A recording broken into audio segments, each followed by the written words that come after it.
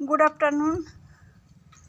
দেখো আমার বিড়ালের বাচ্চাগুলো কি করছে, দেখো দেখো কোথায় ঢুকেছে, দেখো ওই দেখো, দেখেছ? ওই দেখো বালতির মধ্যে ঢুকেছে দুজন, আর ওই দেখো একজন শুয়ে আছে। দেখো এদের খেলা, দেখো দেখো বালতির মধ্যে ঢুকেছে একজন, দেখো ওই দেখো বালতিতে চেপে কি করছে, দেখো একজন ঢুকেছে আর দুজন চারি সাইডে খেলছে, দেখো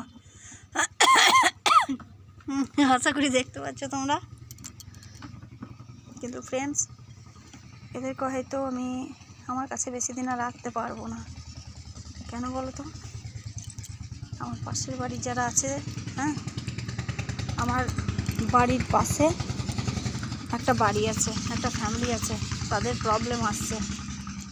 হ্যাঁ, তারা বলছে, দেখো তারা বলছে যে তোমার বিড়ালগুলোকে খাঁচা দিয়ে বন্ধ করে রাখো, তোমার যখন বিড়াল পোষার এতই শখ, তুমি তাদেরকে খাঁচার মধ্যে রেখে দাও, আমাদের প্রবলেম আসছে।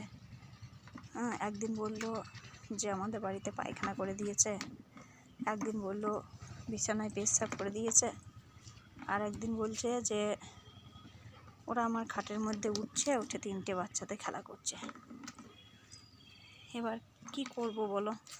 ওরা তো মানুষের বাচ্চা নয় যে বুঝিয়ে সুঝিয়ে ওদেরকে ঘরের মধ্যে রেখে দেবো। তো তোমার দাদা ভাই বলছে এক কাজ করো, ওদেরকে একটা রুমের মধ্যে ভরে দরজা লাগিয়ে দাও। হ্যাঁ, ঘরের মধ্যেই ওদেরকে খাবার টাবার দাও, একটা গামলার মধ্যে ওদেরকে বালি টালি দাও, যাতে ওরা পায়খানা পেচ্ছাপ ওখানে করতে পারে। এখন তো ছোট, অতটা তো বড় হয়নি, 3 মাসের মতো হলো। তো ওইভাবে কি আটকানো সম্ভব বলো? মানুষের বাচ্চা হয় তো তাকে আটকিয়ে রাখা যায়, বিড়ালের বাচ্চা কিভাবে আটকিয়ে রাখবো ওইভাবে? আর বিড়ালের বাচ্চাকে কখনো খাঁচার মধ্যে ভরে বাঁধতে নাই, তাতে নিজেদেরই পাপ হয়। হ্যাঁ, কিন্তু আমি ভাবছি এতটুকু বাচ্চা আমি কাকেই বা দেবো বলো?